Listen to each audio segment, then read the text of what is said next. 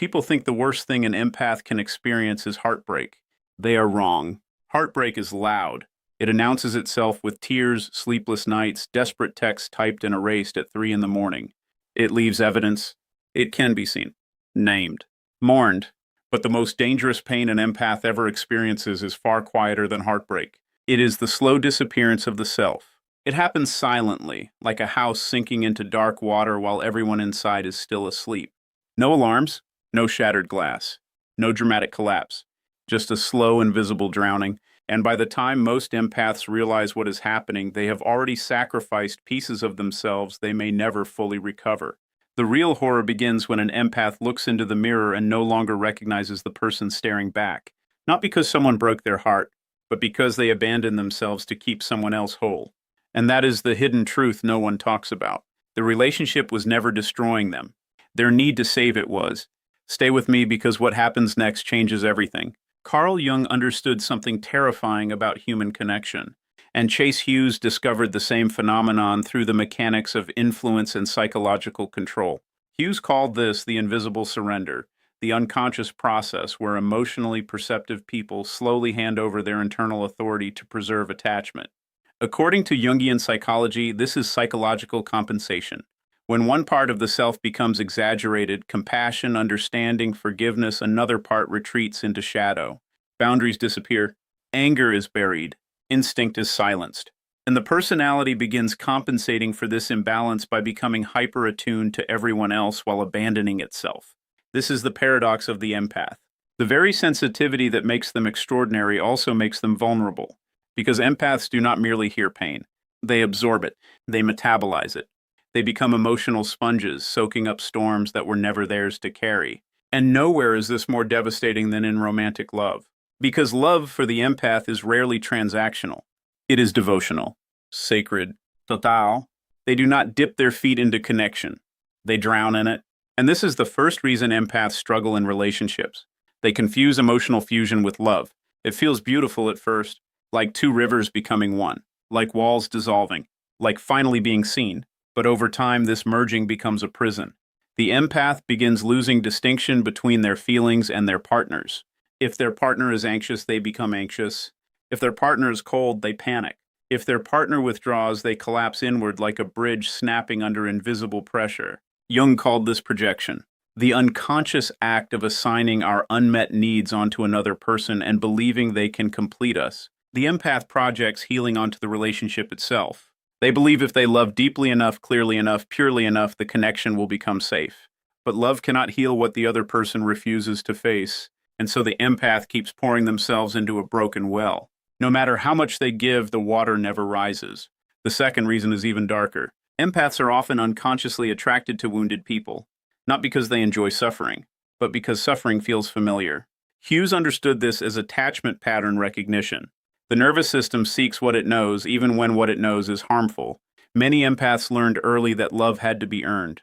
Through patience, through fixing, through emotional labor, they became bridge builders in homes where bridges were constantly burning. And so, in adulthood, they are magnetized toward emotionally unavailable partners because their nervous system mistakes chaos for intimacy.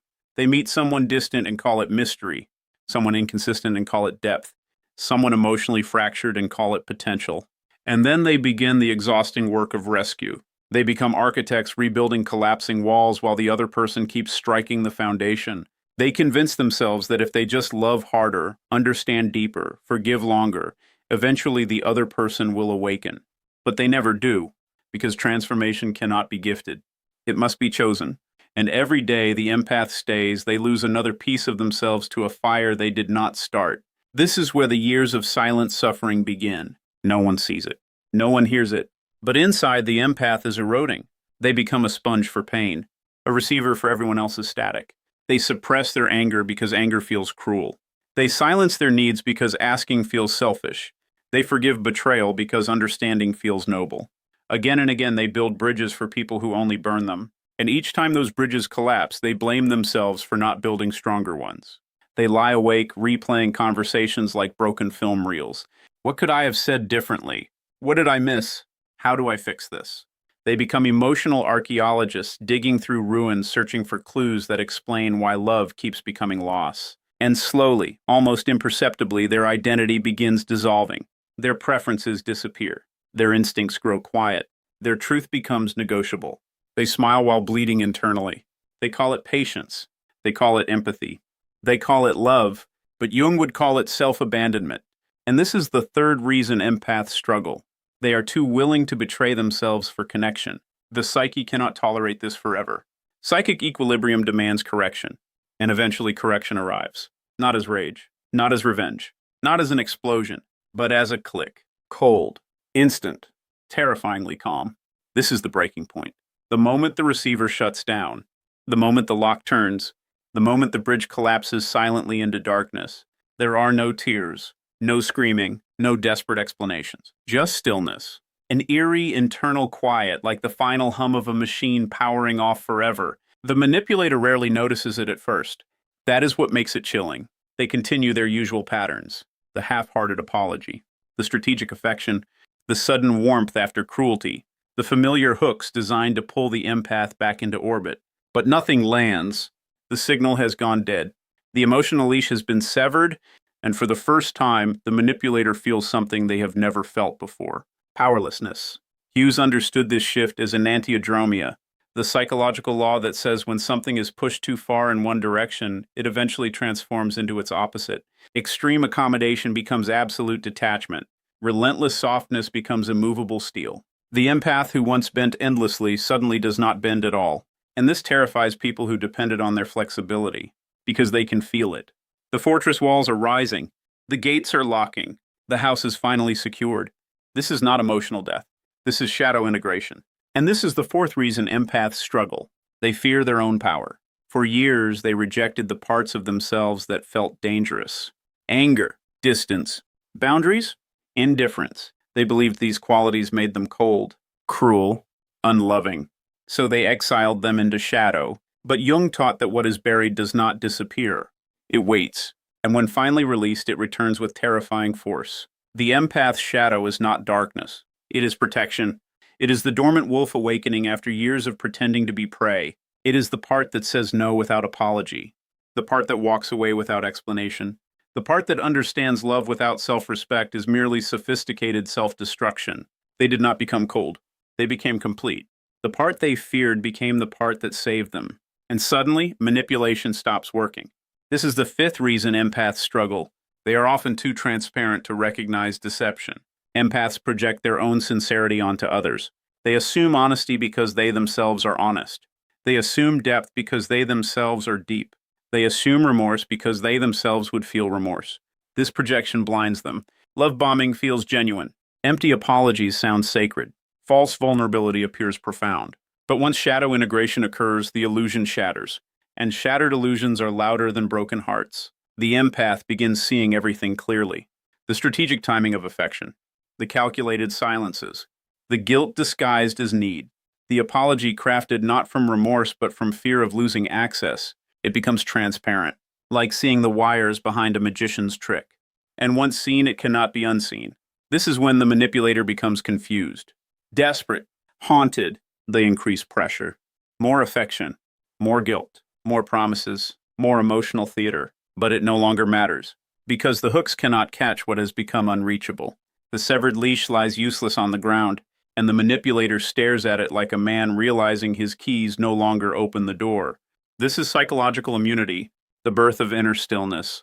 The sixth and final reason empaths struggle in relationships is because their awakening requires destruction. There is no gentle path into sovereignty. The false self must collapse. The illusion must shatter. The bridge must burn. The old identity, the endlessly patient rescuer desperate to be chosen, must dissolve. This is individuation, Jung's highest psychological calling, the becoming of the whole self, not the pleasing self, not the useful self, not the lovable self manufactured for survival, the real self, the sovereign self. And sovereignty is quiet. It does not beg. It does not explain. It does not chase. It simply is. This is where true indifference is born, not hatred. Not bitterness, not revenge, transcendence. The empath stops defending themselves to people committed to misunderstanding them. They stop explaining boundaries to those who profit from crossing them. They stop hoping the unavailable will become available. They stop waiting to be chosen. And in this silence, something majestic happens. Their energy returns. Their instincts sharpen. Their inner world becomes still as a winter lake beneath moonlight. There is no chaos to absorb, no performance to maintain, no collapsing bridge to rebuild, only peace. The kind of peace that feels unfamiliar at first because suffering had become home. But slowly this peace becomes natural, and from it rises something extraordinary: sovereignty of self. The ultimate radical acceptance. Not accepting abuse, not accepting neglect, but accepting reality. Seeing people exactly as they are and no longer trying to rescue them into becoming who they are not. This is wisdom. This is freedom. This is emotional evolution. And this is the final truth every empath must understand. The relationship was never your purpose. The loss was. Because through that loss, the abandoned parts of you found their way home. The silence you hear now is not emptiness. It is construction. The sound of emotional armor being forged in fire. The sound of fortress walls rising. The sound of a soul remembering its own name. They were never losing you. They were witnessing your return. And now, for the first time in your life, you are no longer waiting to be chosen. You have already chosen yourself. The silence you hear is not loneliness. It is the sound of a soul becoming whole.